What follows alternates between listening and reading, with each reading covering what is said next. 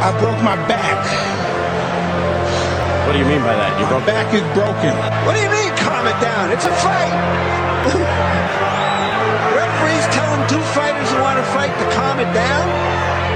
He should calm down. I saw he's like a clown in his show, man. He's not your guy. Because Tyson Fury's back, and all you motherfuckers are under attack. Look, Eddie Hearn can say all what he likes. Who gives a shit what Eddie Hearn says? It's garbage. Are you off your tits? Have you been smoking something? Can you let me retire and be happy? Please, just please. Bombs away from the Bronx Bomber! Wanda! Let's go, baby! Let's go! I'm through. They put somebody else up and give me an interview. What are you talking about? What are you talking about? You never give me a fair shake. HBO needs to fire you. You don't know shit about boxing. You ain't shit. You not shit. I wish I was 50 years younger and I'd kick your ass. I got dropped, man. Are you kidding? No, you won the fight. Oh, I'm so excited. Yes. What is up, MCR family? Another beautiful day here in the world as we're surviving a worldwide pandemic, but don't worry. It's Star Wars Day. May the 4th be with all of you, okay? Last episode of Clone Wars came out. Rise of Skywalker came out on Disney+. All good things. At least half of those are good things to look forward to today. But digressing, we have a lot of boxing to get to. It's been a few days since we had a show here on YouTube, and obviously podcast forum on all podcast feeds. It should be a good one. We have Wilder Pulev and the whole Joshua Fury situation and what's going to happen there with step aside and people refusing step aside and all that fun stuff. What will be happening with Canelo and Ryan Garcia with a supposed doubleheader in July? We're going to be talking about that one. Crawford Porter not happening because Bob Arum says there's not money in that fight. That's a good one. Going to delve into that topic. Jamel Charlo calling out Jason Rosario with a fight, without fans. A lot of stuff to get into on today's show. Tifo Lopez calling Loma his tune-up. I mean, literally a ton of topics to get to. So without further ado, let me get to my full panel. I'm Matt, the Hipster Hunter. And let me go out to the UK. Mr. Robbie Hearns, second cousin, twice removed of Sir Eddie. Rob, how are you, man? You're muted. There you go. You're muted. A little nervous about what you're going to ask me regarding the NDA. Obviously, as a Hearn, I've signed it. That was good. I could tell you, but, Then you die. Yeah. That's okay. Just tell us anyway. No, okay. No, obviously, yeah. No, yeah. Obviously, there's all this step aside stuff and all that. What we're going to actually get, who knows? Who knows? But yeah, other things to talk about. So let's get over to Gary in Texas. Gary, the Sunshine State. Not the Sunshine State. No, that's Florida. He keeps telling me how hot it is. I just assumed that would have. It's a hot state. Yes, it's a hot state. It's the hot state with shitty boxes. It's like a desert almost. You knew that was coming. The shitty boxes bit. Hell yeah. We get like April, March, April, and May. It rains a lot. But so it's, but then you don't get any rain again until November, right? Mm-hmm. And it's like 95 degrees today. That's what is that in? That ain't the half of it. By August, it'll be 110. That all sounds like hell. 95 is not that bad. It's no, not. 95 sucks. No, 95 sucks. 95 is okay. Like I was outside today, I took a walk with my kids. It was fine. 110, 105. Like that's brutal. Shit, that's 35 in English. Holy crap, that's fucking hot, Gary. Jesus. Yeah, 35 degrees, about 100 degrees, right? So when I just 95 is 35 degrees Celsius. Okay. Shit. What's the hottest y'all get where you live in the? Oh, I don't know what it is for you if I say it in mine. I can do math real quick. Like 30 is like, whoa, that's like. So that's about 85. Yeah, okay.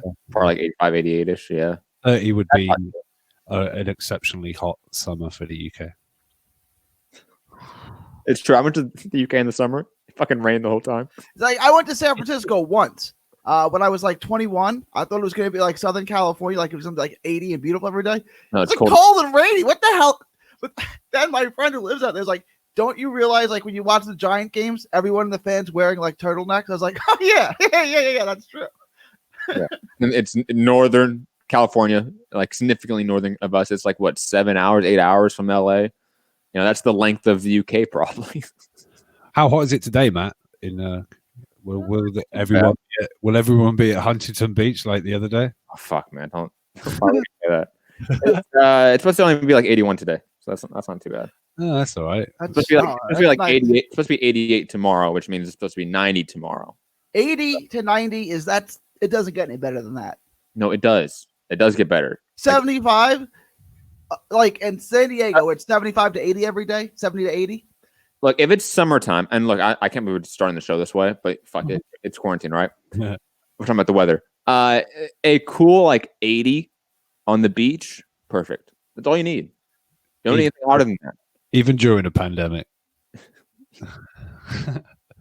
Yeah, you know, like hundreds of people around you with the Rona, and it'd be like 95 degrees. That's that'd be too much. Yeah, too much, right? Too much. Like first the Rona, and then it's 95 degrees. No, I can't. You got sand sticking to you, a bit of Rona-virus. You haven't got your Dettol injections. You forgot your Dettol injections.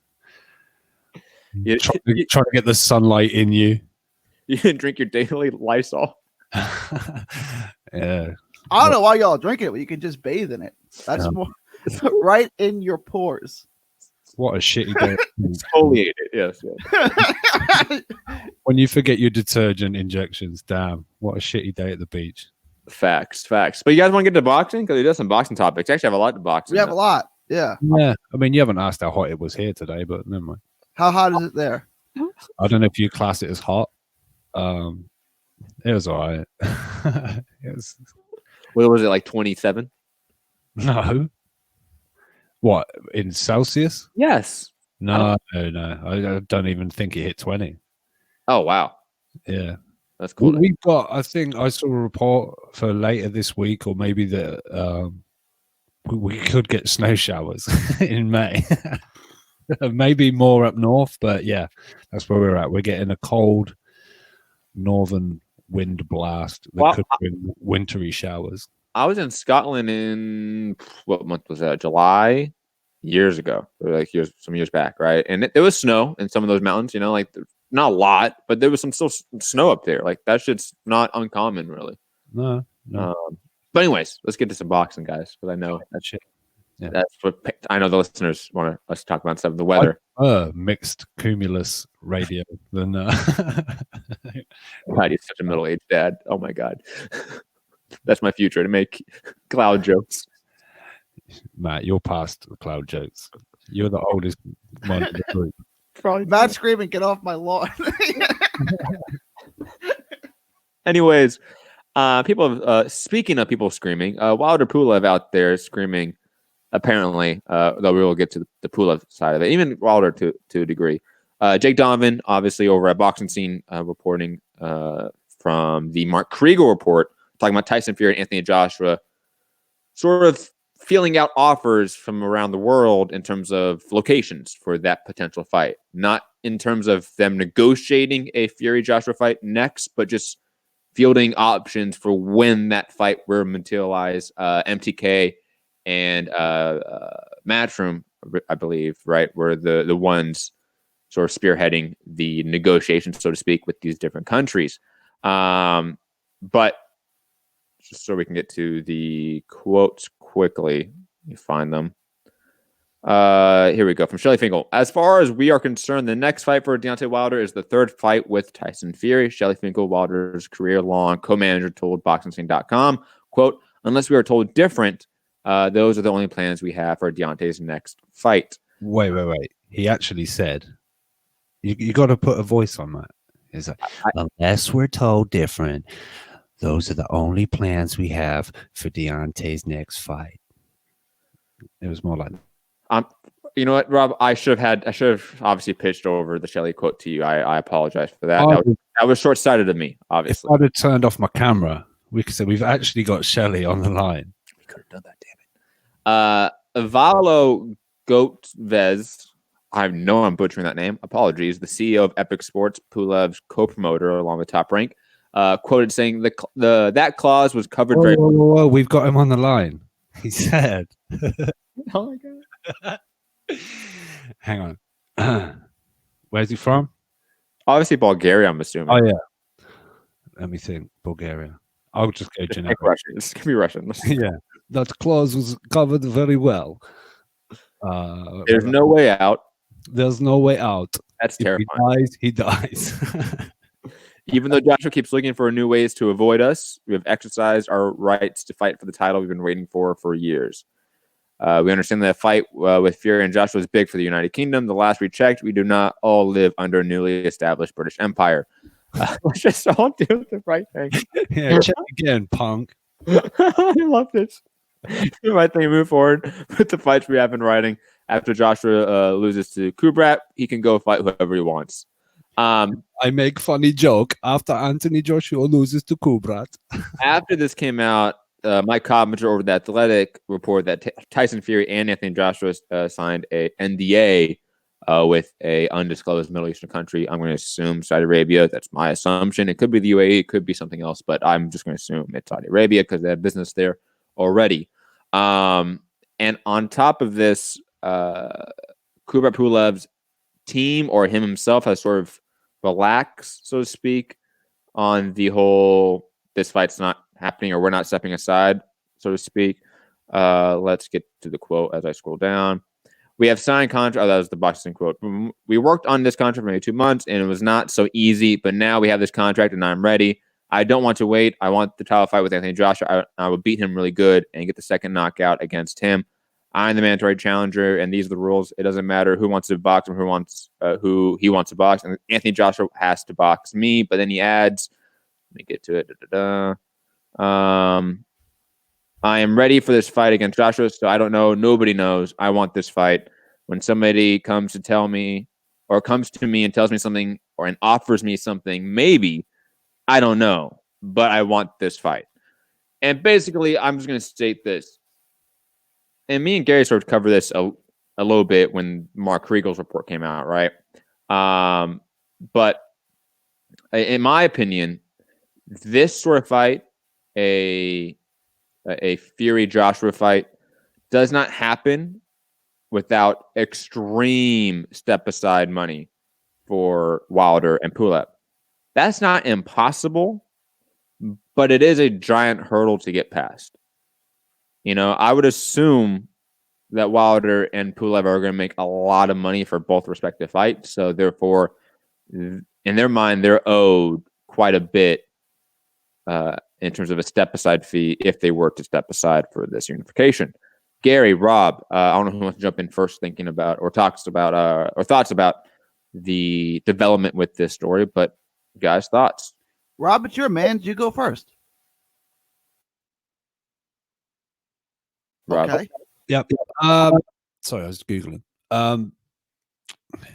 Yeah, I don't know about this NDA stuff. It's obviously, I don't know, one of the countries has maybe made a very substantial offer and they're working out what they can do. And what did Coppinger put it as? Like, as and when the structure of the deal or whatever might be done, then Wilder and and co will be approached regarding step aside money.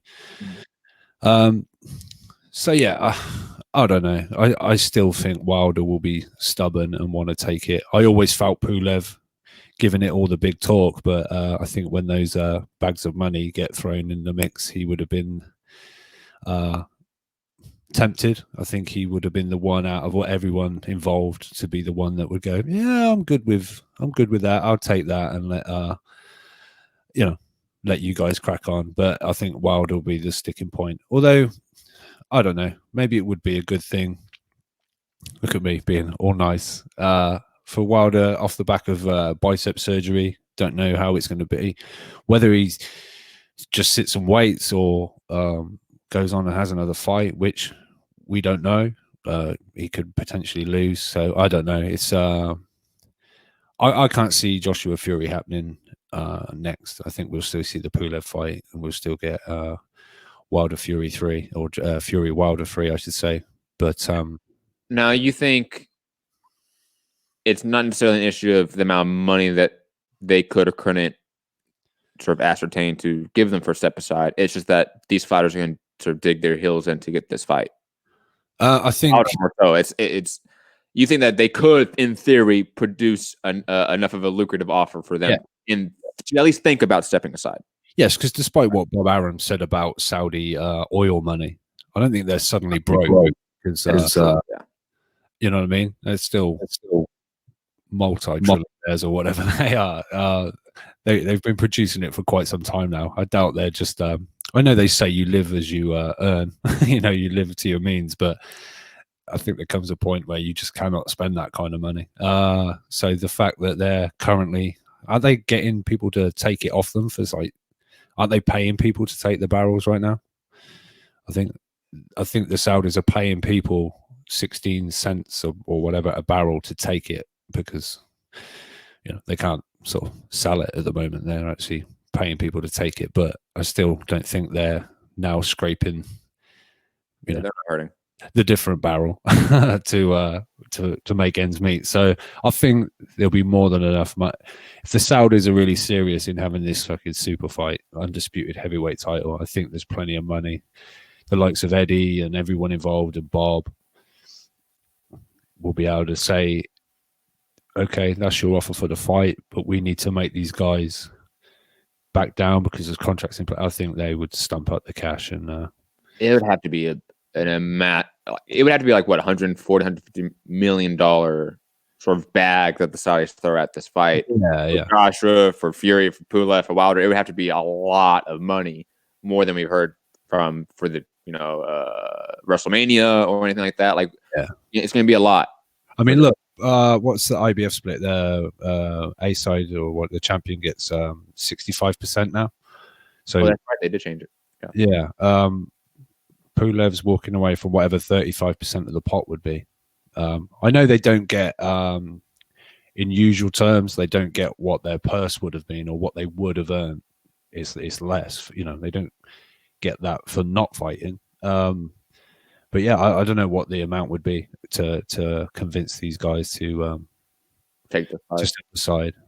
But I don't know. I think Wilder could play this quite cleverly. He knows his situation regarding his injury. He knows he potentially needs more time to prepare for a Fury fight. Does he potentially let it go on in maybe Joshua could beat a Fury? And stylistically, you'd probably say Wilder has a better chance of beating a Joshua who's deemed as more robotic, more probably there to hit over, you know, a loose, fleet-footed kind of at the waist bending kind of Fury who's shown he can ride Wilder's shots and even get up from them. So I don't know. I think the ball's kind of in Wilder's court. Like I said, I always felt Pulev, when the money started getting talked about, would be the one that goes, yeah, all right, I'm good. I'll take that. So I don't know. But in my heart of hearts, I still think we get the plan as it was. Gary, your thoughts now after, we talked about the Mark Kriegel report, but now we have a few other reports that have come out in the days after.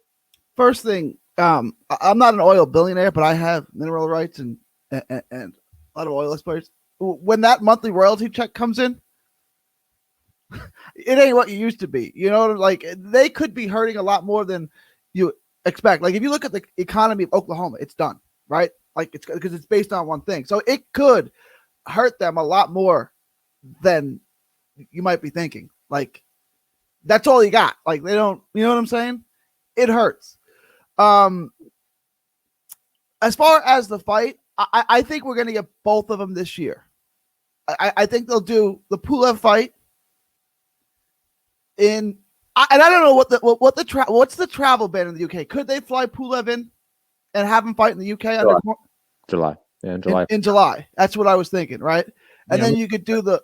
We haven't necessarily got a ban as such. People have been arriving untested, no quarantine, just from out of seas, from overseas.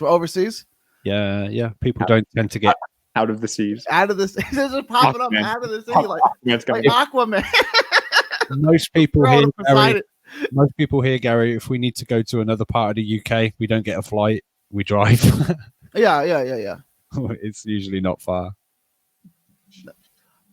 Okay, sure. And then And you can't drive from Europe to the UK. There's a tunnel under the channel.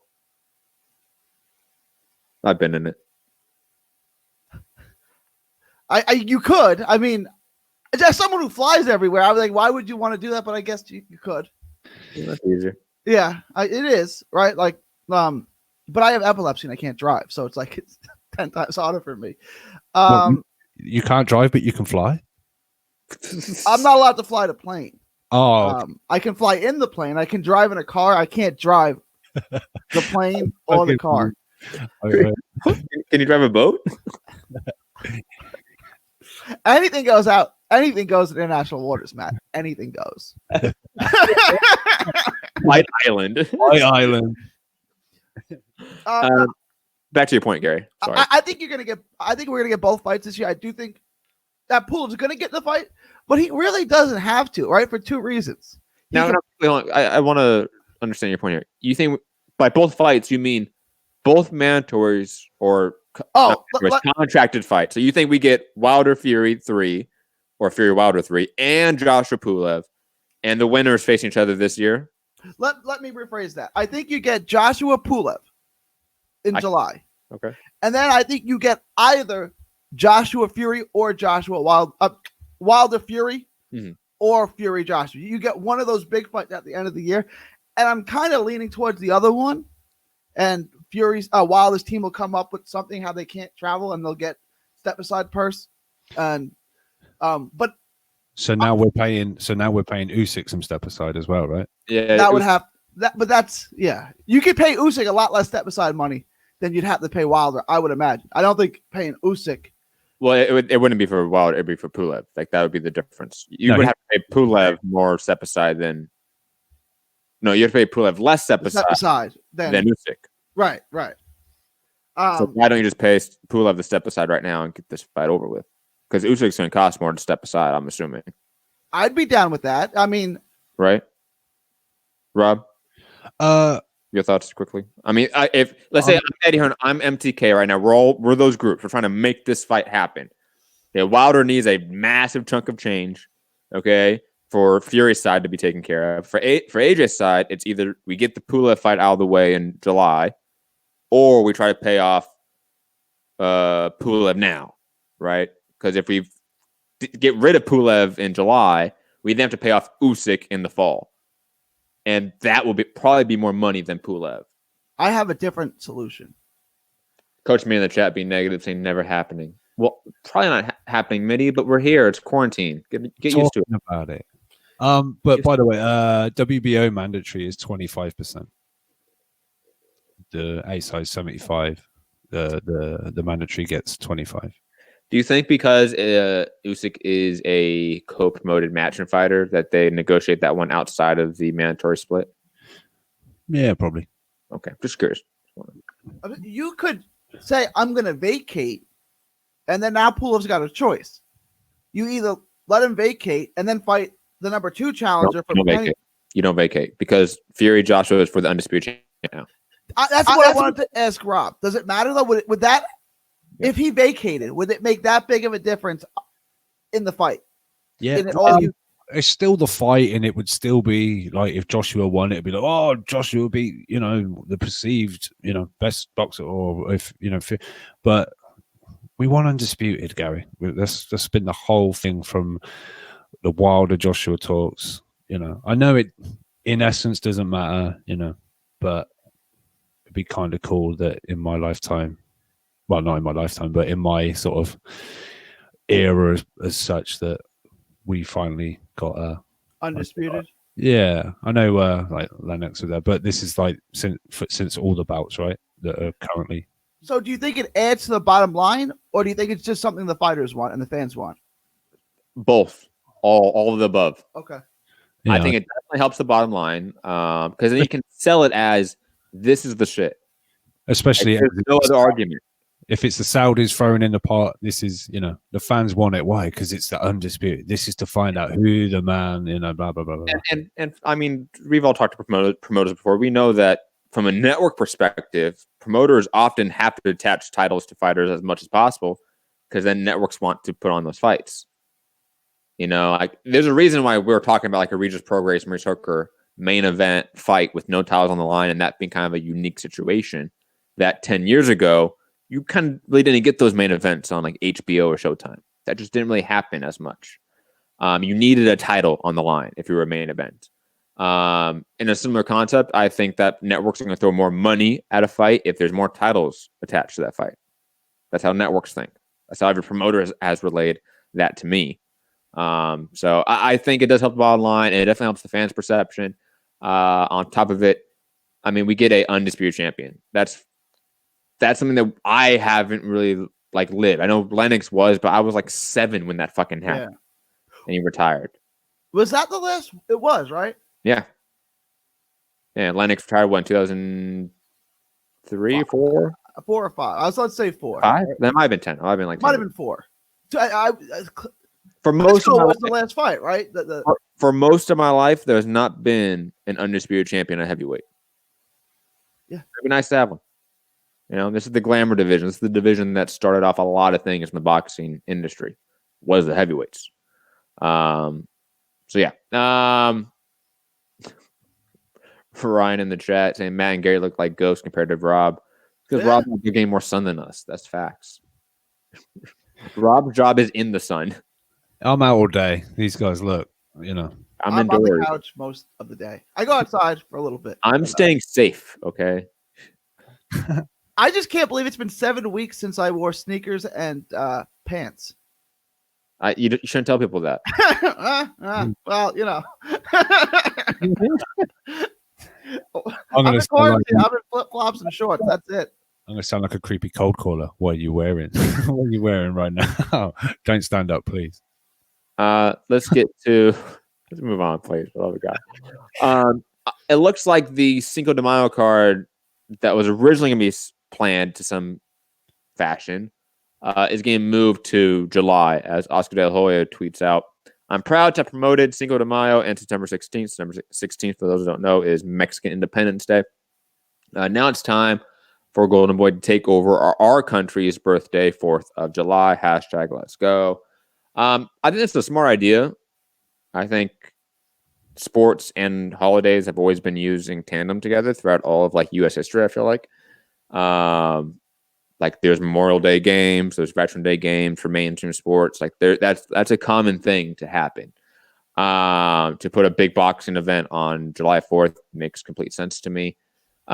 He adds in an interview with Kevin Iole that it could be Ryan Garcia versus Jorge Linares. And I'm going to add Canelo because obviously it's a Cinco de Mayo, Mexican Independence Day sort of card. That's what he's literally comparing it to. So you have to put Canelo attached to it. But him and his relationship with Canelo have been up and down. You have this article that comes out from on May 2nd on Boxing Scene. I think most of the quotes are taken from the Kevin Iole interview, actually, talking about how his relationship has improved. But then I think before that, you had him talk, actually said this to Yahoo. In all these years I've been in boxing, I've learned that it's all business in boxing. There's no loyalty. It's sad, but that's what I've lived. Canelo's a great fighter. I consider him my friend, but it's business. So we also have like this tension of Canelo and Oscar again. Just weird times for Golden Boy. Guys, thoughts on this July 4th card? American Independence Day. We have a potential Ryan Garcia Jorge Linares fight attached to it. Should that be the main event? Or do we see a Canelo fight being attached to that in some fashion? Canelo, Billy Joe Saunders, Canelo versus somebody else. Who do we think it is? Well, if you're going to put Canelo in it on 4th of July, doesn't it have to be against an American? I mean, it's the 4th of July. I mean, I know it doesn't have to be, but like, if you had a Cinco de Mayo fight in Mexico between a Brit and an American, it kind of loses some of its luster, doesn't it? You know what I'm saying? Yeah. So I was thinking Andre, but I'm hoping more Charlo, but Andre would be the easier fight to make, or a tune-up, you know.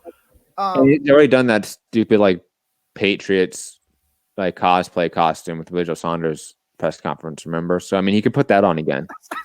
Please stop. Rob, you remember that costume, huh? That was some good shit.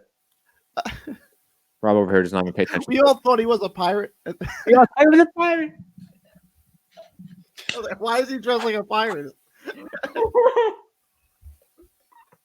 I think you're right. I mean, I saw some fans on Twitter talking about like the Charlo fight happening, and that'd be pretty big. I do think that the Charlo fight would be bigger than Andrade, but like Gary said, the Andrade fight is just, in theory, easier to make. But then again, as I've talked to Eddie Hearn, they can't get any big fight for Andrade, so who knows?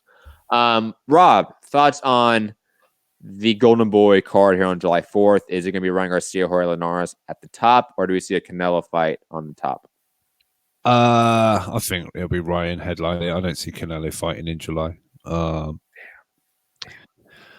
Sorry, you asked my opinion. I think you're right. Yeah. I'm a Canelo fan, so. And I'll be honest. If Linares is out of the country, I don't see it being against Linares either for Ryan Garcia. So, I don't know how you're going to get Linares into the country. So, but at this point, who cares? We're going to see Ryan Garcia fight. If it's another Can, whatever, probably a Texan. Sorry, Gary. Where does Linares live, though? Does he live? Doesn't he live in Japan and train? Yeah, because he's with Tekken. I don't know that. Like from what I see, like there's been really little COVID in Japan. I don't know if they'd be able to bring him in, which is why. I know they floated that name and that fight in the past, but like I don't know if they'll be able, if the restrictions are looser for countries where they've had very little outbreak. I don't know. I mean, maybe he could get on a plane, but would America let him in? You know what I mean? Because it's like the ban on your end. People, yeah. So I don't know, but at this point, who cares? I just want to see some. I just want to see some boxing with right? some names that we know. I mean, I didn't really know anyone on the card in Nicaragua. No. So it kind of went by like, yeah. Plus they had masks on and shit and were spraying each other with stuff. But my thing is, the fight is 4th of July is only 2 months away to the day. Yeah. Like when this first started, the summer is so far away. It's not that far away anymore, right? And like the thing is, it's like around the corner. Yeah. Okay. We're lifting certain things. You can now go to your gyms. Can you spar, or is social distance still in effect? You know, to say suddenly, oh, there we got a fight card on the 4th of July, but no one's been able to spar. No one's had a full count. It's like you got to be staying ready right now. But are people going to be allowed to spar by July? I can't see it. But you can go to the gym maybe, but you've got a social distance. They'd have to start sparring now if they're going to fight in July. Like I said, that's only 2 months away. It's not if they can even have sparring. I mean, we have a major UFC pay-per-view happening this weekend. By the way, guys, just want to remind everyone that's going to cost $65 or $70. You know, I am going to be on the Walkout Network with Jay Petrie, Benjamin Duffy. I don't think Anthony's going to be on because he's going through some personal stuff, but I'm going to be on their show tonight, recording and coming out tomorrow, talking about that card. I mean, there's the huge article that came out on ESPN today that I sent you guys, and talking about them having antibody testing and doing coronavirus testing when fighters arrive. You know, there's certain safety precautions that are being had that I think we were asking for. Is that the blueprint now for big cards? I don't know, but I think you're going to see a lot of these other boxing promoters and MMA promoters and combat sports promoters, and even not that, sports leagues, looking at this weekend's card and seeing what goes right, what goes wrong, and if they can start soft opening up again. The thing is, aren't they doing like in a week 3 events? Isn't it like the 9th, the 13th, and then the 6th, like was it Saturday, Wednesday, Saturday, or something like that? There's one big pay-per-view this weekend, and the next 3 weekends are all minor cards. Yes. My other question was, Ryan Garcia is their ticket seller, right? Besides Canelo, obviously. So this is going to be in front of a full audience, right? No. So you're going to use your ticket seller. And I'm not saying don't. It's just like, to me, when I heard that, I'm like, they're going to want to put fans in here then because it's their big ticket seller. Okay. Nope. That's good. Nice. Yeah. Right. That's what you know what I'm saying? Like, no, there's going to be no fans of the UFC card. Sorry, Rob. Sorry. No, I was just saying, with the UFC card, someone might, you know, they're going to test all the way up to this UFC. If someone does end up somehow like catching it at the pay-per-view card, there's going to be 2 more cards happen before they know maybe someone gets symptoms or what, you know. So I don't know. It's I think trying to cram stuff in like this, you know, just do the pay-per-view, see how things go. But the fact there's going to be one midweek, and then the week, I know they're quarantining everybody and apparently testing every day. But Eddie's talking about doing the same thing. Bob Aaron's talking about doing the same thing. Everyone's talking about doing the same thing. So, like, I'm telling you, if the UFC pulls it off to any sort of degree of success, oh yeah, for and, sure. And I'll be honest, that success means they could take a positive test or two. Like, as long as they handle it correctly, like, I'll be honest. So, like, let's say, like, if they catch someone before the event, if they take him and his whole team into quarantine, and let's say, maybe not for this event, but like for the smaller cards, they shut them down and they just cancel the whole event. Like, what can you say that's in theory wrong in practice from a procedural standpoint? You know, I just think that how does a Eddie Hearn not look at this weekend and say, oh, I can definitely have White Povetkin in July. I can definitely have AJ Pulev in July. That's what he needs. He needs an AJ fight, right? Mm-hmm. He needs something that's going to make people who've all dropped the zone because there's no content pick it up again, right? Not something you'd watch if you have it. He needs something that's going to make you go out and pick it up again. He has said that White Povetkin will be happening behind closed doors. Whereas like the AJ thing, he said if they can do this Fury fight, it'll be like December. If not, I guarantee White Povetkin is going to be the first big card we see again. But don't you think they need to put Canelo on just to get subscribers back and get their money? Absolutely. I guarantee you DAZN's asking Canelo to be on this card. I want that, yeah. Begging him, asking him nicely and saying, how many comments do you need, sir? Yeah. No, I mean, honestly, like, I think Canelo and AJ are in driver's seats right now with DAZN negotiations because DAZN needs them so much. When, like, in ESPN, look, if they're losing 40% of their viewership right now, but they're ESPN, so they can sort of weather the storm and survive when it comes out, right? And they'll get it all back. You know what I'm saying? Like DAZN subscription based. It was a new company, very new brand awareness. Like, I think the concern for DAZN is a little more heightened, but then again, people probably just have negative about DAZN. But then again, if Canelo and AJ fight in the same month, and you have Dylan White Povetkin like on DAZN too, like you have like just a robust schedule of boxing in 1 month or month and a half, 2 months. I think all of us boxing fans are back on DAZN, predominantly speaking. The ones that are back on pretty much. I know some are pissed off because they got this annual thing and they've got your money now, and they haven't they didn't offer like a pause or an extension, like whatever you've missed out on, you know, you're good for another 3 months, 4 months or whatever. Yeah. That's been obviously here on Sky Sports. It's like £40 fucking subscription, and we were offered you could just go on to their website, click pause, and it will automatically renew when live events start happening again. So that was like good. I don't think BT done it, or maybe they have now. I didn't hear that, but I don't think ESPN or ESPN Plus did anything like that I know of. Yeah, I think there's been less about ESPN Plus because it's such a low price point. Whereas there's been, you know what I mean? It's I think people plus, like you say, there's people ready to jump. Yeah, absolutely. ESPN Plus for the library they have and the documentaries and stuff for $5 a month. I don't think that many people are gonna. I'm sure you get some people who lose it, but like I just keep it. You know what I'm saying? But I mean that it's that the need to pause it isn't as much with ESPN Plus because the price point and the library of evergreen content. You know, the 30 for 30 documentary series that you can watch time and time again. You know, I went and watched the Bad Boys 30 for 30 again because of watching The Last Dance, and fucking phenomenal. You wanted to see the change in Rodman, right? Like the 180 degree change in Rodman. Wow. Crazy motherfucker. DAZN's a lot of their content is just live sports. So if it doesn't have that, they needed that pause function for all of their subscribers, not just the month to month subscribers. I think that should have been nice. But then again, I'm not surprised they did it. Not giving them any slack for doing it. Greedy companies are going to be greedy companies. If anyone listens to the show, you guys know I don't like capitalism. But not surprised that they function that way because they need the money right now. They're an expanding company. They were planning on they went worldwide. Literally, 3 weeks, a month before an entire global pandemic brought all of global sports to a halt.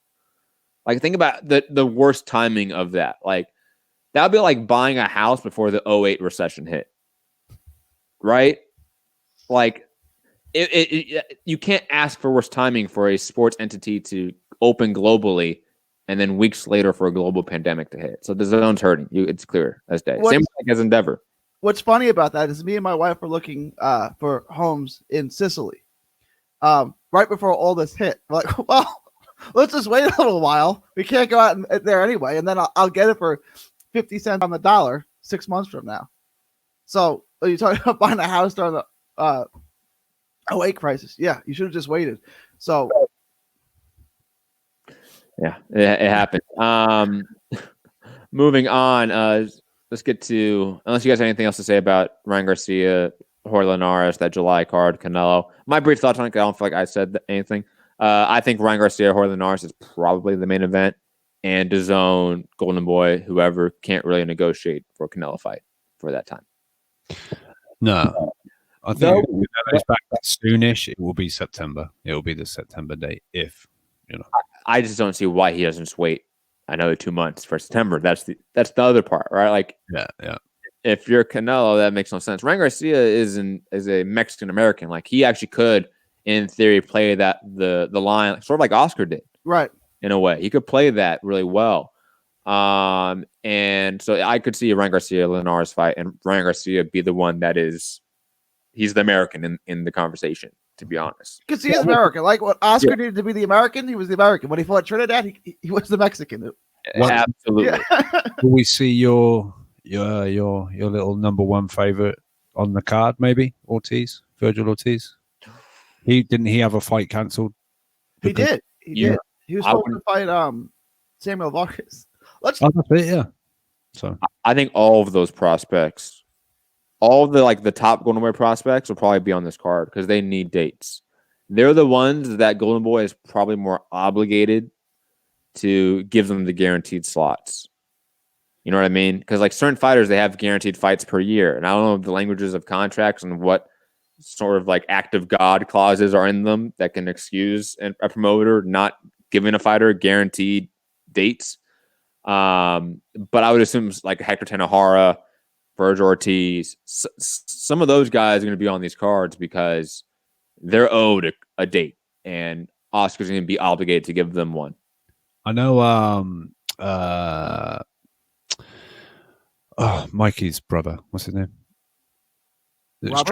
Robert. That's it. Robert Garcia. He was on. He done a chat with Freddie Roach, Andrew Rosier, and with Chris Mannix for some content for Matchroom. It was pretty good actually, and he was saying it's sort of kind of his understanding that the guys that were like gonna fight, because obviously he was saying me and Freddie, because they joke that it's going to be silent ringside. We're going to hear what the corners are saying.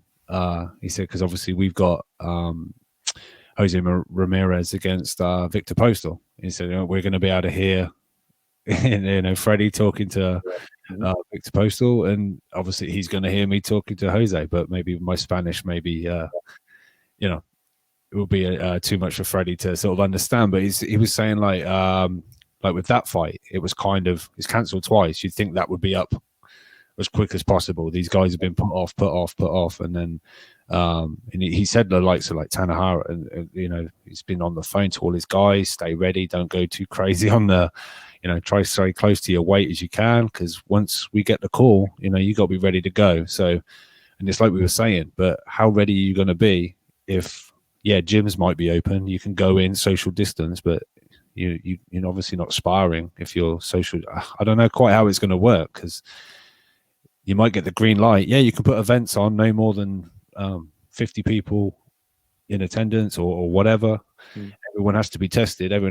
But who's going to be actually fight ready, fight sharp, timing on point, looking great in the gym before fight night? And some people, I think they're going to have to take this opportunity, because we could see some, not superstars come out of this, but someone unexpected that's going to end up getting TV time, and people are going to get switched onto that. Oh, who's this kid? We might know them as like, I don't know, hardcores as such, but the occasional, like, especially now, like if something popped up on Fox, PBC, people have been you're not going to be getting NFL soon, you're not going to be NBA soon, you're not going to be getting all these team sports, but boxing and, like you say, MMA, UFC, that kind of thing can come back quickly, just logistically, because how sort of it's not all these teams and team members and stuff, but some kid's going to pop up on like Fox, and it's going to be like, people are going to be like, oh shit, live sport, tune in, and someone could come out of this and it's going to do them a real favor. They could really make a name for themselves during this, and these lower tier guys, it's a real opportunity for them if they can be ready and put on a performance. But I don't know, we're gonna have to see how this plays out once cards are announced and how much time these people have got to prepare for it. I'm so skeptical of anyone becoming a star out of this whole scenario. I didn't mean like superstar, but someone who would have been buried on a card that no one would have watched. I'm going to tune in. You know what I mean? I completely understand what you're saying, Rob. Don't get me wrong. If there's like 5 fights on a card, if it's limited to how many fights are on a card. Like, for example, like a Virgil Ortiz getting more shine than usual in this period. If he gets a big knockout on this card. Yeah, I mean. By the zone. Again, that's maybe because it's the zone, that maybe wouldn't be in quite as effective. I'm sort of talking about ESPN or Fox. Throw out the term star. Like, I understand what you mean. Like, somebody's going to get a little more push than usual, either in terms of card placement, in terms of fan appreciation, whatever, a combination of them, whatever it may be. Someone's going to get more push, more rub, so to speak, in this period than others, because people are just going to take advantage of a down period. I think you're partially right. I also just don't think that, like, I think a lot of people are just checking out to a degree. Like, I see that a lot. And I don't know if all of a sudden we get people back in, so to speak, when these haphazard cards come back. Maybe a month or two down that line, if all of a sudden things get going again. But again, who knows what this world looks like in the fall, in the summertime. It could change on a dime. That's another thing. We could have it where, let's say these UFC cards this next month go off without a hitch, but then we have a huge spike in the US that's sort of unrelated to them. Does that mean then cards get shut down more? Or does the country then go back into quarantine and lockdown more in terms of restrictive requirements and such? Possible. So it's one of those things, it's so hard to tell. And on top of that, because there seems to be, even with like some content going on, like The Last Dance on ESPN, like that's getting some good viewership. Viewership overall on ESPN's down across the board. So people are just checked out of sports, even when there is information, when there is content, when there is news. It's going to be weird. It's going to be weird to see how people really take advantage of this, how much success can be had during this time. If this is just one of those periods where you just have to sort of weather the storm. And nothing's going to be good in this period. Nothing's going to have great numbers. We're not going to have great viewership, great pay-per-view buy rates. We're going to have to get through this period of time when things are back to normal in, 3 years down the line. But digressing. Let's move on, guys. Unless anyone else has anything to say. Gary? How grateful is ESPN that they have that Last Dance documentary? That's all they got that anyone's watching. That's it. But even then, like, that's only doing like 10 million total views when you count like DVR numbers. Like, that's not, like, it's good. It's really good. Don't get me wrong. Really good. But it's not earth-shattering viewership. I think if sports was going, if we were in the middle of a basketball season, maybe it'd be different. Because then just more eyes are paying attention to the sport. More eyes are aware that, hey, constant news is happening in the sport because constant games are happening within the sport. But digressing, let's move on. Terrence Crawford out there and Bob Arum out there. So we're speaking about him, and let's get to some fun stuff. Oh, Rob, don't. I know it's not fun talking about Crawford's lack of career. Crawford saying Spence fight not hard to make. Just sit down and come to an agreement. LOL. And then Arum came out like the day after, or the day before, whenever. No, the same day, guys, same day. And said, even if Crawford and Porter wanted, how in the hell do you afford the fight? Because of this cockamamie freaking disease or whatever. Oh my God. I love Arum. I really like Arum now. It's just sometimes you forget he's 88 years old and Yeah, you kind of have to like understand the context of Arum has to be in place. Yeah, he's from a bygone era, man. I mean, the other day, I don't know if he meant it, but Mannix put it to him like, because a fighter's gonna have to get real about like the pay when they come back. Because I had Terence Crawford on. He said, if you want me to fight behind closed doors, you've got to pay me more money than I was making before. And Bob's like, no one in this situation is indispensable. I'm like, oh, shut up. Is that almost like, Crawford, you don't like it? Go fuck yourself. Because I got plenty of other fighters that will step up and fight. If you don't want it, like, it was almost like ultimatum time. Like, you're not indispensable.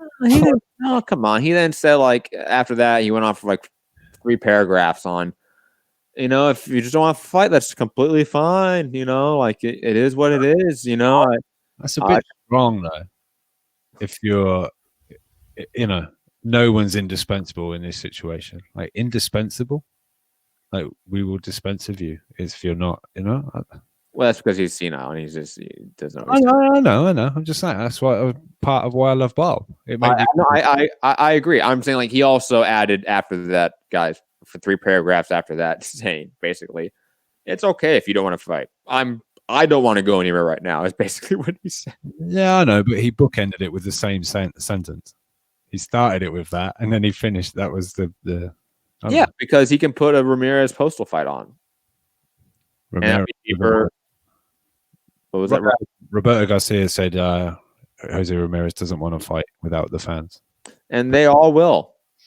I know. He kind of said, I'm like telling him, and you kind of like a Crawford can say no, a Loma can say no, right? Like a Jose Ramirez can't, because I don't think he's making that money.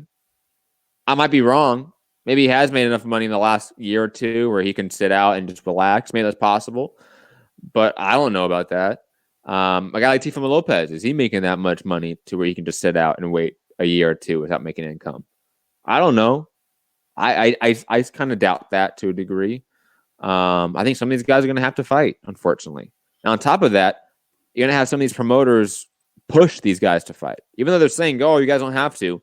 They're telling them behind the scene, yeah, we need you guys to fight. Absolutely. But Gary, thoughts on Crawford saying Spence is like easy, we could just need to sit down and make it, but then his promoter saying like a Porter fight, how are you going to make that one? Can't afford it. If you can't afford Crawford Porter, how in the hell can you afford Crawford Spence? How in the hell are you going to afford? I mean, it shouldn't be that difficult to make. Bob Arum and Don King used to work across company lines all the time and make these fights. Like, why all of a sudden now is this so difficult, right? Like, it wasn't difficult to make Fury Wilder. It was made like that. So, I mean, I think Crawford's right. I think you just need to sit down and demand it. But I don't think that either one of them, either side, wants it that badly. I really don't. It's not like De La Hoya and Trinidad or Holyfield lose, right? The public was absolutely demanding it, and you'd get crucified if you made anything else, right? Like, what if Porter fought? What if Pacquiao fought Crawford? Or what if Spence fought Keith Thurman or Sean Porter again? Like okay. All right. Like, I think Crawford's right, but I don't think there's any push to make the fight. Like, any real urgent push to make it from either side. From the fighter's perspective or from the promoter's perspective? From the promoter's perspective. When Gary's amped up about something, when his camera's shaking like fucking crazy. It was like... back and forth, yeah. I agree. I don't think either side are in any desperate hurry to make anything like this kind of fight. Why isn't Crawford in any desperate hurry? Like, I can see Spence not being in any desperate hurry because he has options galore, but like, fucking Crawford, what are you doing? Because Crawford's a country boy, Matt. He doesn't care. Like, it's not like it is what it is. Like, he's not an urgent thing to do anything. Like, but also, we just said that's our belief of like neither side want that fight. They're not in a hurry for it. And then Matt asked him, "Fucking hell, Crawford, what are you doing?" He might really want that fight. I don't know. It's just my opinion on a podcast. No. I understand, but like in theory, like, I don't think you're absolutely wrong here. Like, Crawford has always been a little bit non-committal about these fights, right? Like, he's always been like, if it happens, it happens. He's never really like like push on the gas pedal and said, "No, I want these fucking guys." Ever. So I mean, maybe you're right. Maybe he doesn't really want it, or not really doesn't want it. Like he's not in any drive or push or need or desire to make this right now ASAP.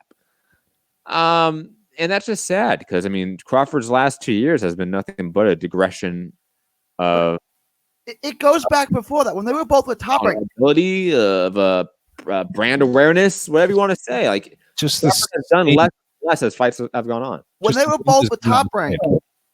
Oh, sorry. No, I'm just saying there's just the wind has gone out of the sails after being undisputed at 140 and then moving up to became a champion, beat the guy that beat Pacquiao, and then Why didn't he push for the Pacquiao fight when they were both with Top Rank for all those years? He never pushed for it. Like, yeah, I want the fight. He pushed more for Pacquiao at that time than Spence right now. I will give him that. But Aaron always said, "We're not making that fight." Pacquiao doesn't want it. Go out there and embarrass us because that's a bigger payday. Go out there and make him take it.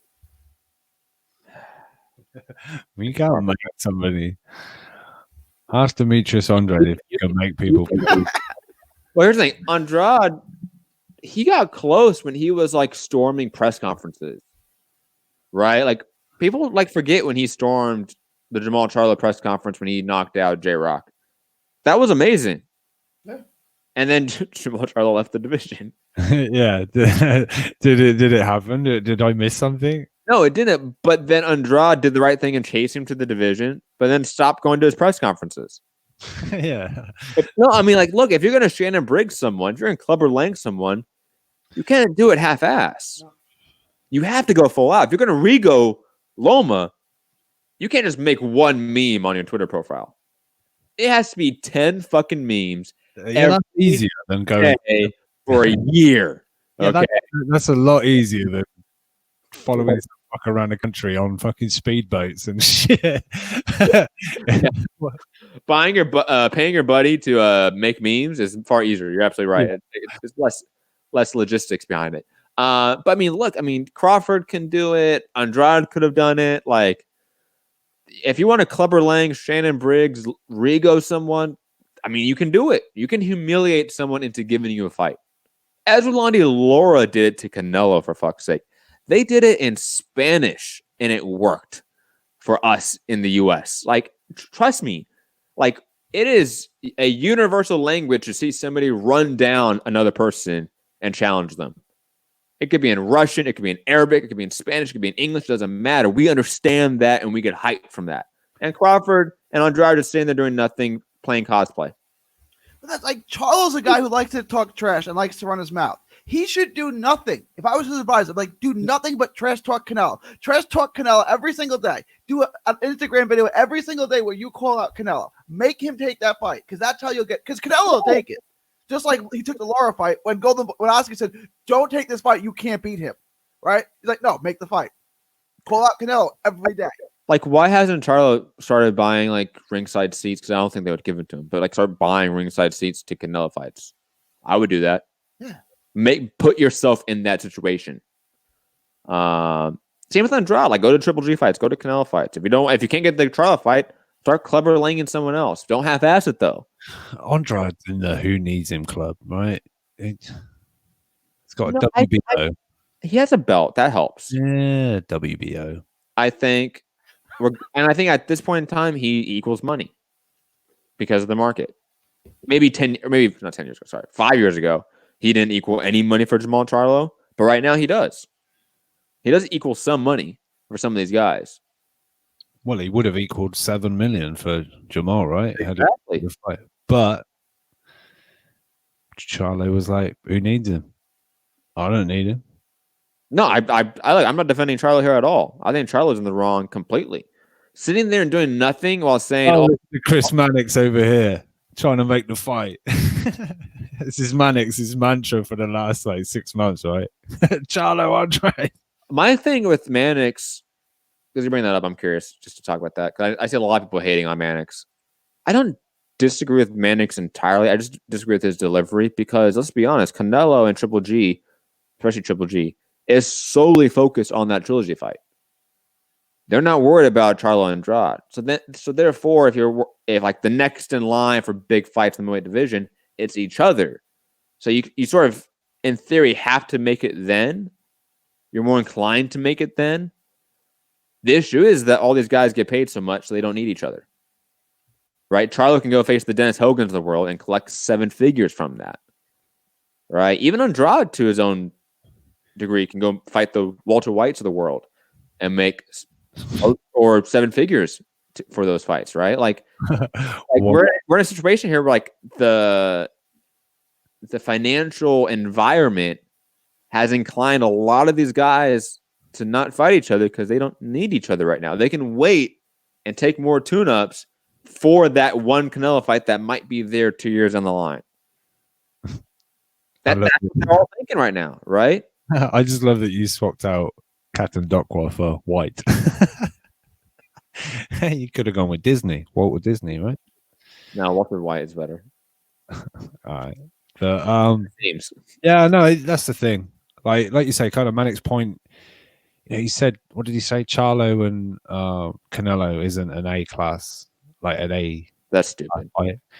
It is, but he meant. I know, like you said, maybe his delivery, but like he said, like Charlo's 160 resume is like.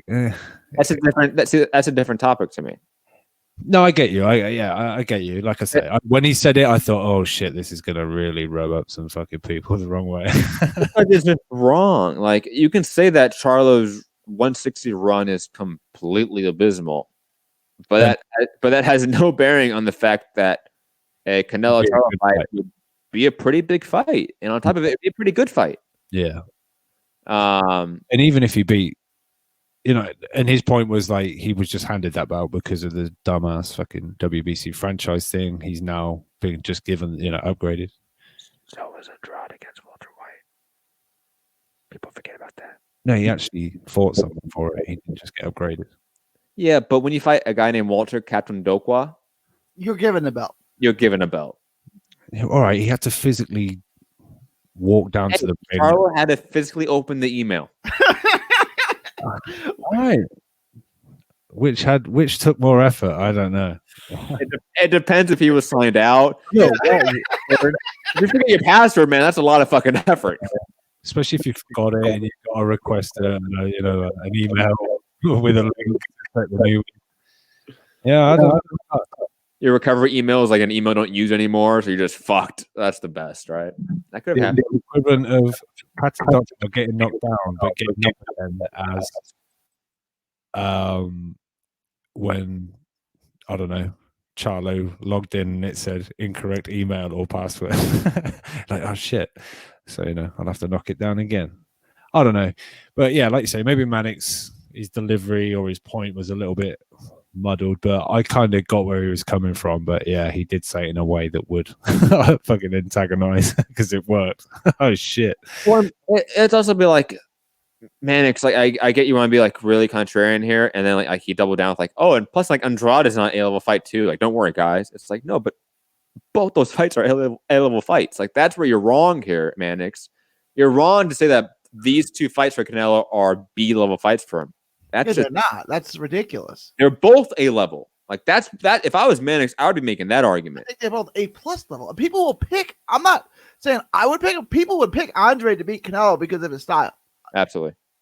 You already see that in our comment section all the time. Like you do see the Andrade truthers, so to speak. And and look, I mean, they don't have their point is not entirely wrong. Andrade's style is the style to give Canelo issues. Same with Saunders. I thought those 2 guys were going to be really unique matchups. Yeah, it's the perceived kryptonite to Canelo, right? That's Laura gave him issues. Mayweather gave him issues. Trout. Andrade, like was he right-handed southpaw? It's tricky. It can move. Got a decent jab. It would be a tricky night's work, but I think Charlo's a tricky night's work to a degree for Canelo as well. Charlo would just blast Canelo out, though, right? It would just be. Wait, for that pause. Secondly, Rob, you defending Charlo against Canelo? Weird. I don't know how to feel about this. What? Obviously, you're not Rob. First off, who are you? And what have you done with him? What? Where is he? No, I think Canelo wins, but Yeah. I think it's a good fight. I think. Oh, no, you're right. You're right. Okay. Yeah. All right. Who do you think's tougher though? Still got bipolar and shit like that. Is that better? Show shit who do you think's tougher for Canelo, Andrade or Charlo? Andrade. Okay, I agree with you on that. If Charlo does fight Canelo, I'm gonna not be a part of the prediction show. I'm just gonna keep my mouth shut. I'm not making a prediction on it. Like Robert's power. I could do something like pick $1 Million Crawler to beat Loma, but it's better just to, You just don't want someone on your wall hearing you pick against them. That's all it is. Right. I mean, yeah, there you go. So there you go, ladies and gentlemen. I already got to pick Hooker over Prograis, so I already got to go in on that. But you picked Hooker over. No, you didn't. You picked Flanagan, right? Look, quickly on, not to you guys, but 92 Ku in the chat, longtime listener, saying that these fights are not A-level. Mannix is right. I will make this point very clear. Any fight between two top 5 guys in their division, I'm gonna add perennial top 5 guys just to add that little bit of an incentive to the mix. Is an A-level fight, even if it's Menhan. I can't say his name. Menothin? Yeah, versus whoever number 5 is in the minimum weight. Yeah, it's an A+ fight in. Yeah. Yeah.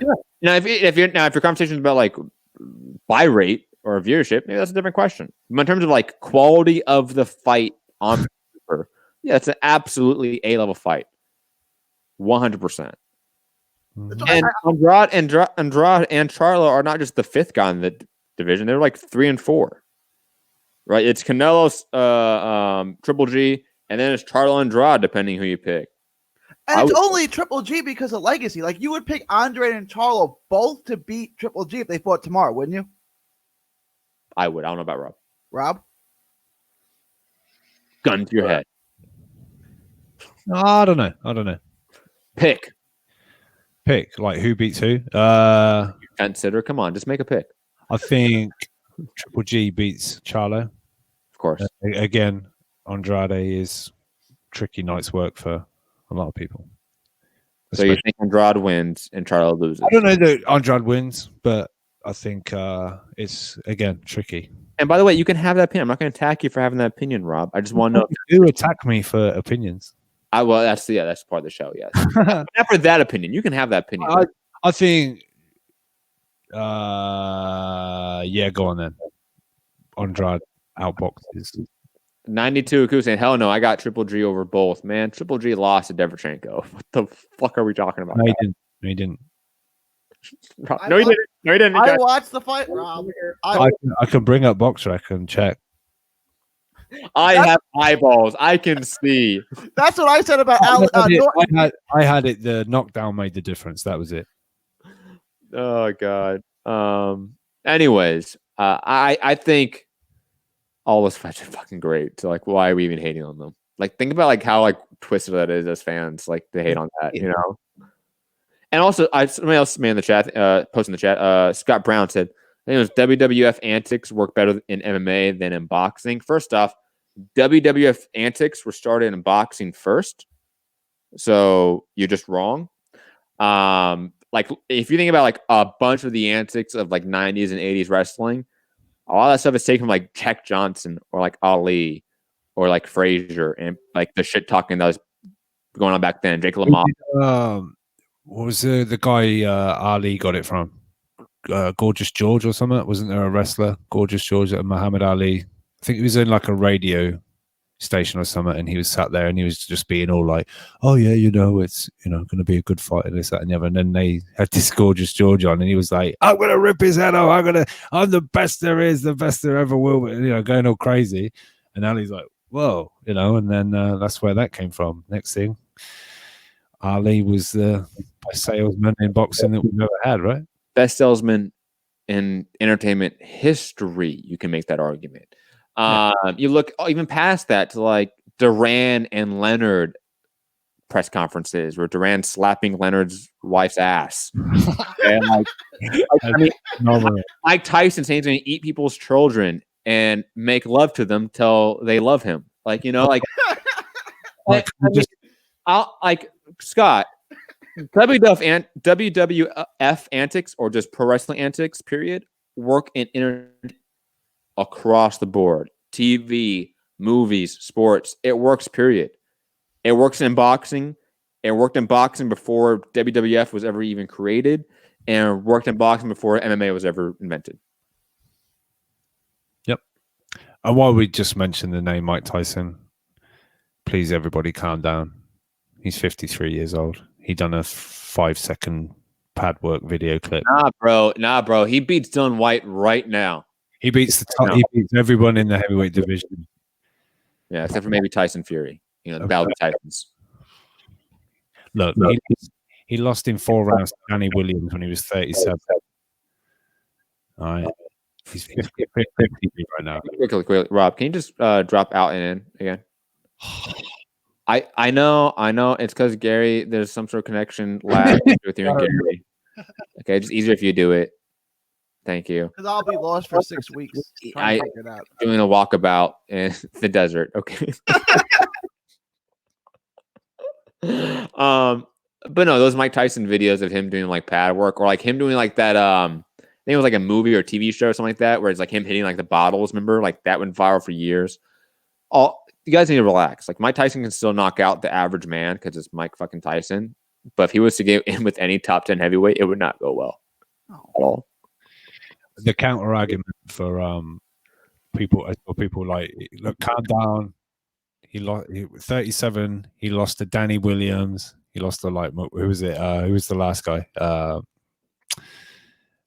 McBride, was it McBride? Yeah, Danny McBride. And yeah. Thank you. the Danny Williams, people were like, yeah, but he came off a 17-month layoff. He's 53. I've done the maths. He's currently serving a 179-month layoff. So people, please, I just sometimes I can't bear. Like, don't get me wrong. Would I want to be on the receiving end of that combination? No. But I'm pretty sure if I could have moved around a little bit, like got a few jabs off, a 53-year-old Mike Tyson's going to start, especially fucking dude smokes for fun. He's going to be blowing out his ass after that combination. 30 seconds after that video was taken, he was... He couldn't beat Danny McBride. But at 53, could he beat Kevin McBride? Yeah, see what you did there, guy. That's listening.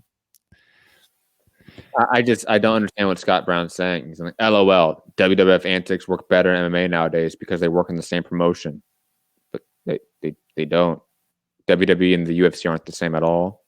Matt, he's trying to get underneath your skin at this point. Let it go. No. Let me explain what he means. He means the UFC universe do it within their unit, so it works better because it's like all those fighters are under the same umbrella. I think he's trying to say. Not that WWE and the UFC work together. He means they do the antics in the UFC because it's the UFC is like their own thing. If that's his point, then he's just wrong. Why doesn't he? I won't say he's dumb because you're not dumb for saying that. You're just wrong. If he thinks they're all the same promotion, then he's just dumb. Yeah, but he doesn't. I'm trying to say. Why don't you Skype us and I don't have Skype up. We don't have Skype up. Don't do that. You won't get far. We have way too many topics today. Okay. I have another show today to do, so I didn't want to deal with callers. Did you do Bob Arum thinks Muhammad Ali probably couldn't beat Tyson Fury? Did you see that one? Wait, Bob Arum said Muhammad Ali couldn't beat Tyson Fury? He can't see a way that Muhammad Ali would beat Tyson Fury, something like that. Basically, he's got Fury beating Muhammad Ali. He likes to throw that name around because he said Lomachenko was even better than Ali. Like when Lomachenko, like I mean, hey, if you were Ali's promoter, you're going to use him for the rest of your life, aren't you? Is it not? Is it just devil's advocate? Is that not a valid point? A 270-pound, 6'9" guy, by far and away the biggest guy that Muhammad Ali would have ever fought. Like, do you know what I mean? Like, what would Ali have been? 6'2"? I think he's like Ali was 6'4". Ali was 6'4". 6'4". He was big. 215. He was lean, but he was, Yeah, he was tall. Especially for that time, he was tall. He was like 6'4". I got a question. Didn't Steve Cunningham drop Tyson Fury? Yes. And he was about 6 foot, 195 pounds, cruiserweight. No, he was taller than that. No, he was 6'1". He's not that. He's tall. Steve Cunningham was a tall dude. Was he? All right. But you get my point, though, right? Like, if Steve Cunningham could drop him, Ali could certainly beat him. Just throwing it out there. I'm just throwing it out there. Quickly, Scott Brown, he's saying what you're saying, that like the UFC has all the fighters, so therefore it works more efficiently, I guess is what he's trying to say. But it's just not true. Like, shit talking works, period, in any sport, regardless. When Joe Miller and Anthony Joshua were jaw-jacking each other, that went viral. Doesn't matter that they don't have the same promoters, that you have 5 different management companies involved there. It doesn't matter. It does not matter. Shit talking sells. Period. Just because the UFC has a monopoly on the industry doesn't make it easier for them. If you're not good at shit talking, you're not good at shit talking. You know what I mean? Like, it just doesn't. Regardless of the letters attached to you in boxing or in MMA, if you're good at it, you're good at it, and it's going to help you sell. Right? If you're bad at it, it's not going to help you. Period. End of story. So in boxing, it works just as efficiently as in MMA. Absolutely. Even if you're bad at it, you can be bad at trash talk. As long as you keep doing it, you'll get a reaction at some point. I mean, it's not as effective as being good at it, but bad trash talking is still good. Yeah, look at Paulie. Right? See? See? Come on. Just don't take my side piece. Bad trash, trash talk is like pizza or sex. Like, okay, when it's good, it's great, but even when it's bad, it's good.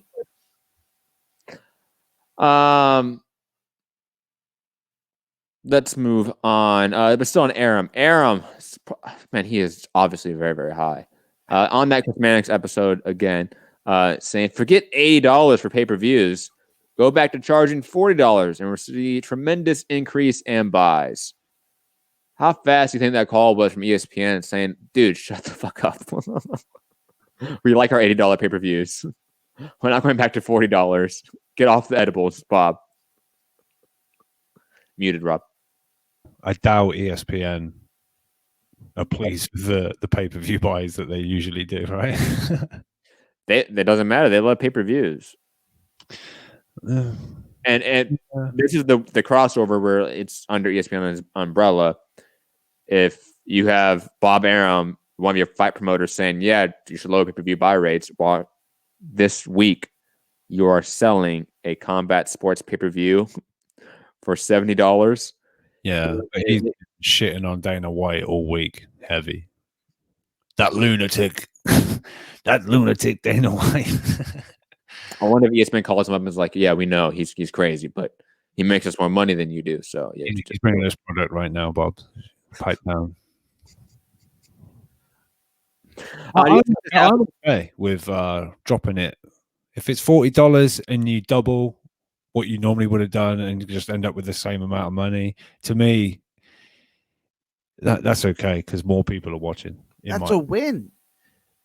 Like, that's what I'm saying. Like, look, yeah, ESPN's not happy because ESPN's not looking at this long term, and I get it. But I love Bob Arum for saying that, or I love the thinking there. Lomachenko versus Teofimo at $40, I think it does a really, really good pay-per-view number. At $80, I think it bombs, right? So even if you have to double up to make the same amount of revenue, it's worth it because now you have all those eyes on the sport who's just saw a great fight. So they'll be more willing to spend their money on the next one. Look, ESPN's not going to listen to him, but I love him for saying it. And I don't know if he said it to get under Dana White's skin, and maybe he did, but I still think there's a lot of truth to that statement, and I love him for saying it. And if ESPN were smart, which they're not, they would listen to him. Especially not for Fury, for everyone else, for Crawford. People would buy Crawford. For Lopez, put it on pay-per-view for $40. I think you do a great number. I agree. The more people watching our sport, the better. And if sometimes our sport's behind a big paywall, if that paywall's reduced, and like I say, you double the amount of buys, but it's for half the price, you get the same amount of revenue at the end of it, but twice as many people are watching, and that's good for the sport, in my opinion. Does it happen? No, I'm sure it won't. You know, sure Mayweather will come back at some point and charge.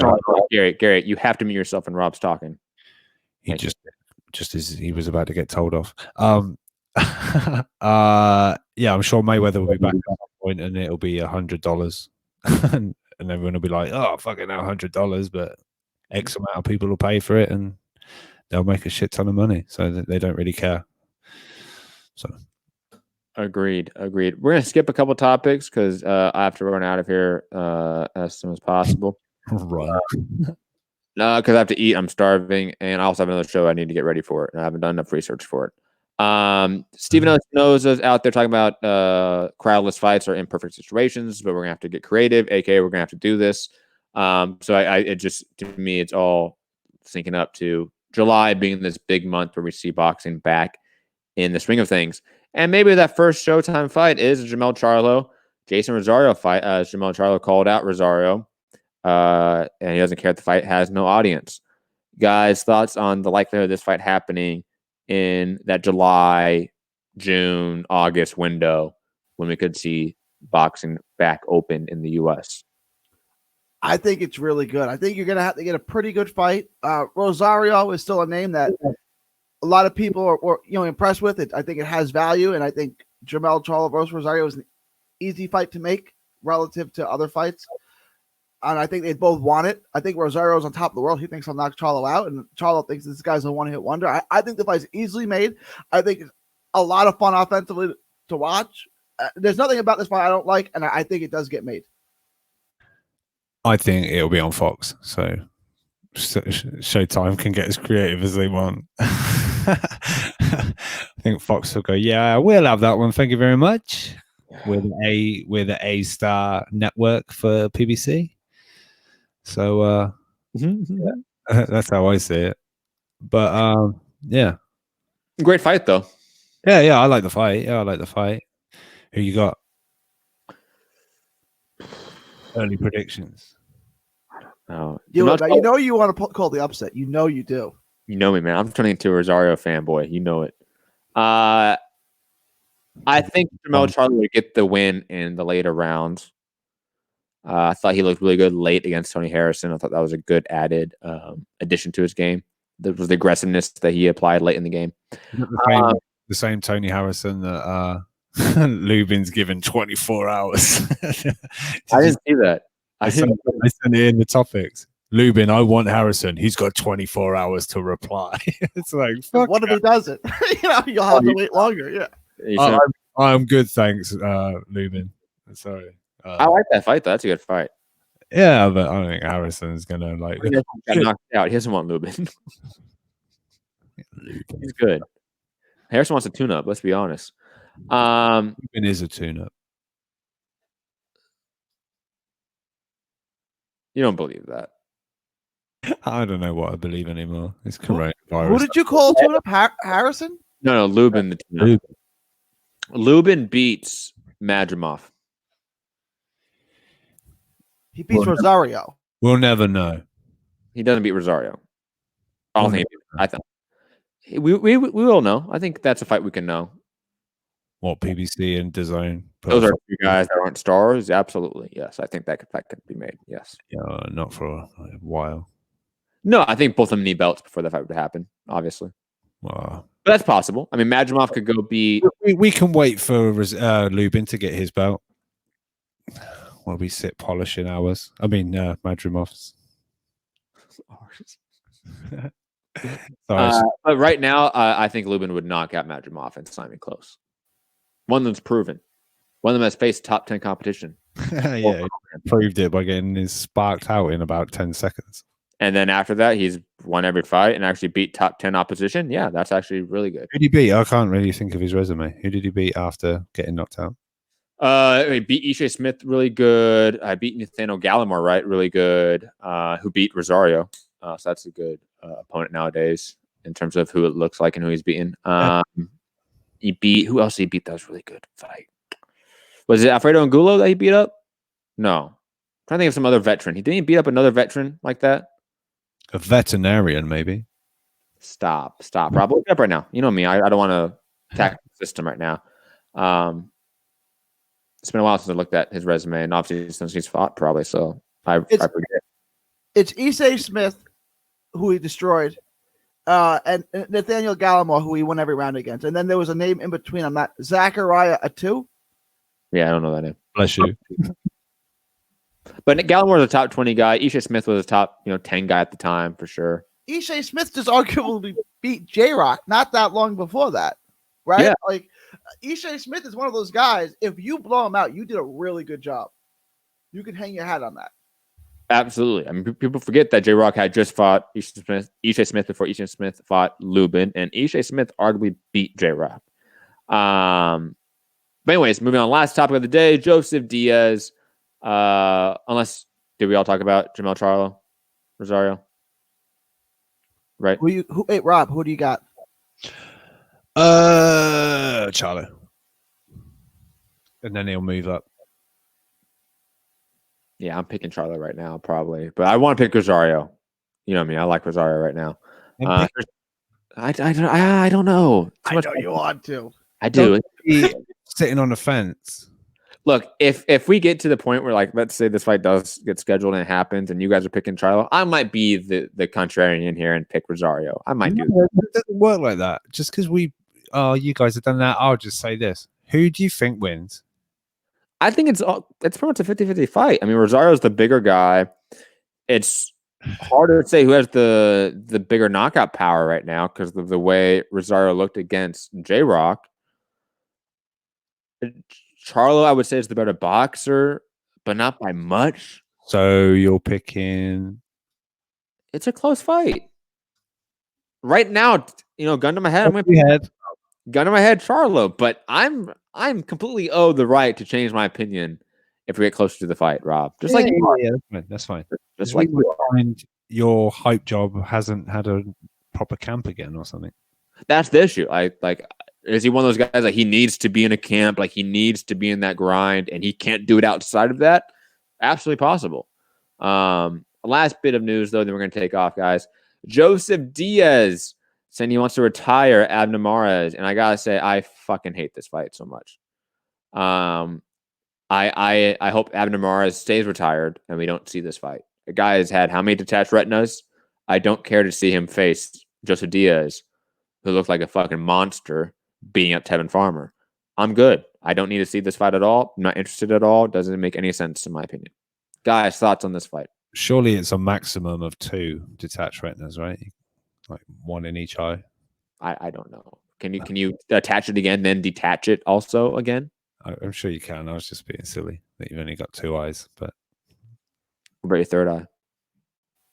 Get spiritual, Rob. I'm a big Mares fan, right? Like I've always been a big Mares fan. He comes up from like bantamweight. For him to fight Jojo Diaz seems a little bit ridiculous, right? I mean, I guess Jojo Diaz is so big. I don't think this is realistic, and I kind of hope that it's not. But like for Diaz, I could see why he wants to fight, right? Like he probably was a fan. He looked up to. They're both from California, right? They're both from the LA area.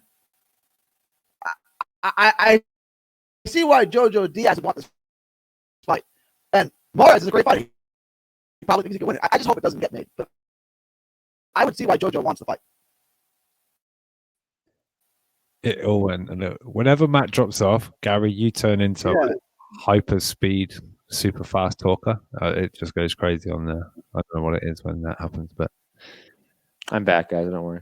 No, I can see you. Saying Jojo. Go ahead.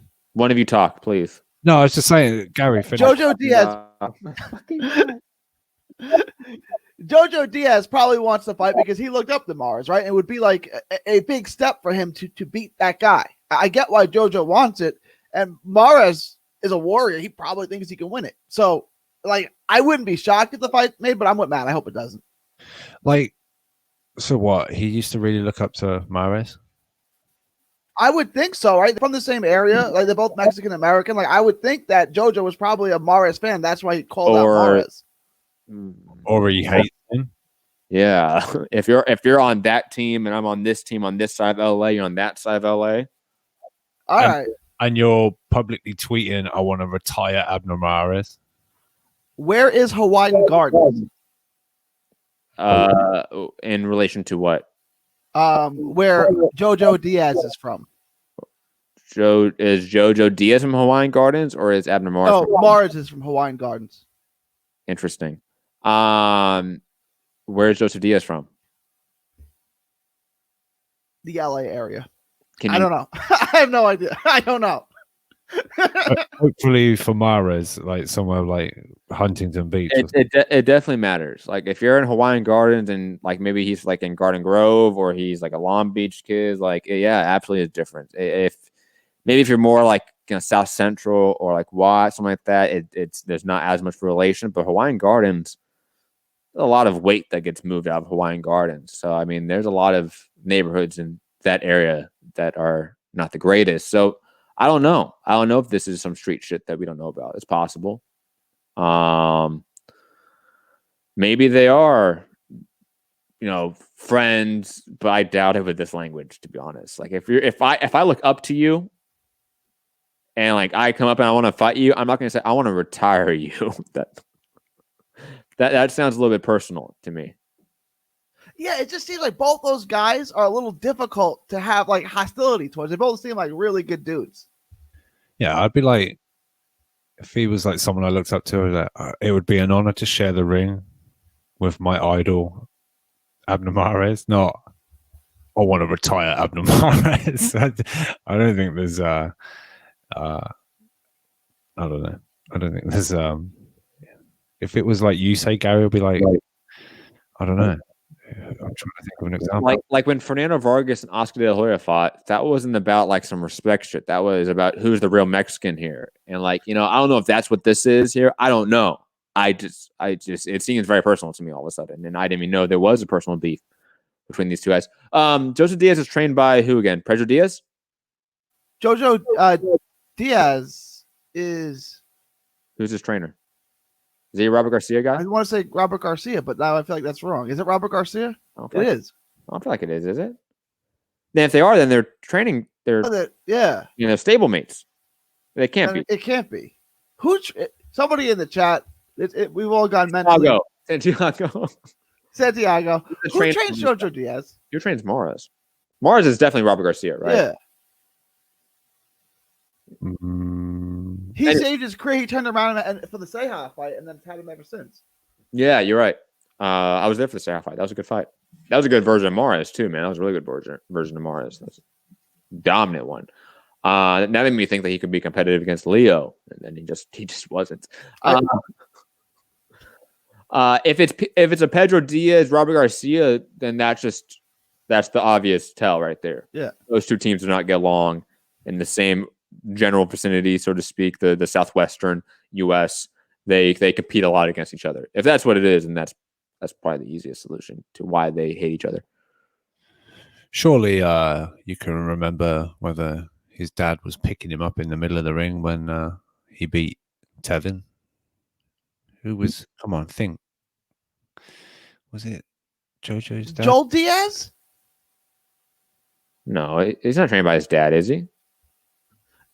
How don't I know this? How don't I remember? Santiago, why are you not saving us here? This is why we need boxing more regularly, because it keeps our brain sharp. Okay, like there's been no boxing on forever. I stopped watching old boxing fights like a couple weeks ago. I'm good. I'm gonna wait till we get more fights again. As you're looking that up, let me play the outro so we can get started. Get the fuck out of here. Reminding people, I'm recording a UFC 249 breakdown with the Walkout Network. The guys over at ShareDog.com, Benjamin Duffy and Jay Petrie. Today, it's coming out tomorrow. I forget the time, but don't worry. I'll link it on our community tab, and I'll link it in our playlist on our YouTube page. So don't worry. I'll share it. But that should be fun. That's the first big fight card we have in the United States since this whole pandemic has happened. Gonna be curious to see how that goes down. I'm probably gonna live stream on Saturday. You know, I haven't really thought about that or planned it yet, but I'm probably gonna do that because it's a big pay-per-view. It's the only thing in sports that day, and it's combat sports, so it's under our umbrella. So I might do a live stream on Saturday for that as well, guys. If you don't see us till then, have a great day, great week, great evening, wherever you are in the world. Stay safe out there. We should be back though beforehand. Probably a Wednesday or a Thursday show, if I'm guessing here. Whenever we get an accumulation of news that then we can do a full show on. I'm Matt, the Hipster Hunter. Find me, Matt Hunter, on Matt Hunter MCR on all social media platforms. Hit the like button, share the show, all that fun YouTube stuff. Rob? Yeah, Joseph Diaz is his trainer. I think. Oh, his dad is a trainer. Okay. Yeah. I think he works with another guy as well. But yeah, do a live show, Matt. Do a live show. I probably will. Yeah, you should. On your own or with someone who knows about UFC. Just don't put the system under too much stress. It's getting on my nerves now, and it's not even my computer. Dude, you have no idea how mad I am. But yeah, hit the like button, share the show, all that good stuff. UK Rob, MCI, Twitter. Oh, it's just echoing. I'm just whatever. Catch you later. I love you, Rob. Gary. Find me on all forms of social media at 3D Boxing, 3D Boxing blog. It's good to be back. Good to have a show. Hopefully, we're back middle of the week. From Texas to the world. Thank you. God bless. Rob, maybe don't be on Wi-Fi. I ain't on Wi-Fi. You're not? No. Usually you are. No, I'm not. I've been on Ethernet for fucking about a year. Oh, really? You made the turn? Yeah. I've got a 50-foot fucking cable running around my house plugged into the router downstairs. So me too. It's cool, isn't it? I've only tripped over like 3 times. Yeah. I've only unplugged it from this computer since I had it once for Call of Duty update. Priorities. I fucking love it. It's on Call of Duty. Shit. You need like another PlayStation to fucking do it. Dude, it's 150 gigabytes of information for that game. I went and bought Jedi Outcast, the old video game right for my kid. 1.8 gigabytes. That game came out only like 10, 15 years ago. It's crazy. Insane. But anyways, I gotta go. I got another show to get prepped for, and I gotta get my son some food. So you guys have a good one. Peace. Later.